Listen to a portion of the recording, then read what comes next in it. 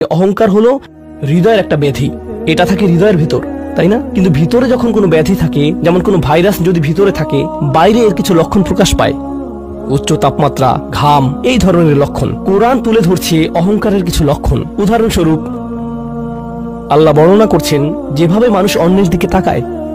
কোরআন বলছে যে এমন মানুষ ছিল যারা রাসূল সাল্লাল্লাহু আলাইহি ওয়াসাল্লামের দিকে এভাবে দৃষ্টিপাত করত, ইয়াকাদুল্লাযীনা কাফারু লা ইউযলিকুনাকা বিআবসারিহিম, তারা এত কঠিনভাবে আপনার দিকে তাকায় যে তারা যেন তাদের দৃষ্টি দ্বারা আপনাকে মাটিতে ফেলে দিবে, এরকম কঠিনভাবে তারা আপনার দিকে তাকায়। অন্য কথায় তারা কোনো কিছু বলেনি, তারা কোনো কিছু করেনি, তাদের অহংকার কোথায় ছিল?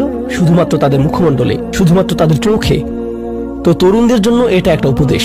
তোমার বাবা মা হয়তো তোমার সাথে কিছু নিয়ে চিৎকার করছেন, সেটা ন্যায্য বা অন্যায্য যাই হোক, আর তুমি বসে বসে শুনছো, আর তোমার রক্ত গরম হয়ে উঠছে এবং পাল্টা চিৎকার করতে মন চাইছে, কিন্তু তুমি শুধু কুৎসিত চাহনি দিয়ে তাদের দিকে তাকিয়ে আছো। এই কুৎসিত চাহনি দিয়ে তাকিয়ে আছো, আর তোমার মা বলছেন আমার দিকে এভাবে তাকিয়ে আছো কেন? আমি তো কোনো কথা বলিনি। তুমি কিছু বলনি, এটা পুরস্কার পাওয়ার মতো কিছু না। তুমি কিছু বলনি, এটা পুরস্কার পাওয়ার মতো কিছু না। কারণ অধ্যত্ব শুধু তোমার কথাতেই থাকে না। তবে অভিনন্দন যে তুমি কোনো কিছু বলনি, এটা অপেক্ষাকৃত ভালো, কারণ সেটা তাহলে আরো খারাপের দিকে যেত। কিন্তু এক ধরনের অধ্যত্ব, ক্রোধ এবং বিনয়ের অভাব আমাদের চোখে মুখে ফুটে ওঠে। সুম্মা নজর, সুম্মা আবাসা ওয়াবাসার, সুম্মা আদবার ওয়াস্তাকবার। শুধু যেভাবে কারো দিকে তাকান, শুধু যেভাবে ভ্রু কুঁচকান, শুধু যেভাবে চোখ ঘুরান, কখনো কখনো যেভাবে কারো দিকে তাকান, কখনো কখনো যেভাবে কারো দিকে না তাকান। কেউ আপনাকে সালাম দিয়েছে, আপনি তার দিকে তাকালেন না, অন্যদিকে ফিরলেন এবং তা উপেক্ষা করলেন, অথবা শুধু ওয়ালাইকুম আসসালাম বললেন। আপনি সালামের জবাব দিয়েছেন, কারণ তা না হলে তো গুনাহ হতে পারে, কিন্তু জবাব দিলেন খুবই নিচু স্বরে, এটা নিশ্চিত করার জন্য যাতে সে শুনতে না পায়, আর সে মনে করলো যে আপনি জবাব দেননি।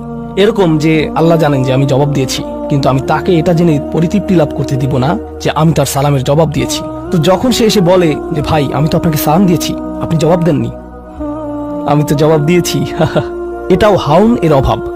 আল্লাযীনা ইয়ামশুনা আলাল আরদি হাওনা। মানুষের প্রতি বিনয়, শিশুদের প্রতি করুণা, বয়স্কদের প্রতি করুণা, এমন মানুষদের প্রতি করুণা যারা এর যোগ্য না। আর প্রসঙ্গক্রমে এর অর্থ এটা না যে আপনাকে অপমান করার সুযোগ আপনি মানুষকে করে দিবেন।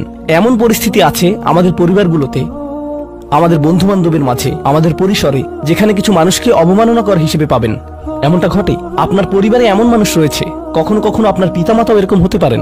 এটা খুবই কষ্টদায়ক বিষয়, এটা খুবই অন্যায্য বিষয়, আর আপনাকে এগুলো সবসময় শুনতে হয়, বারবার শুনতে হয়।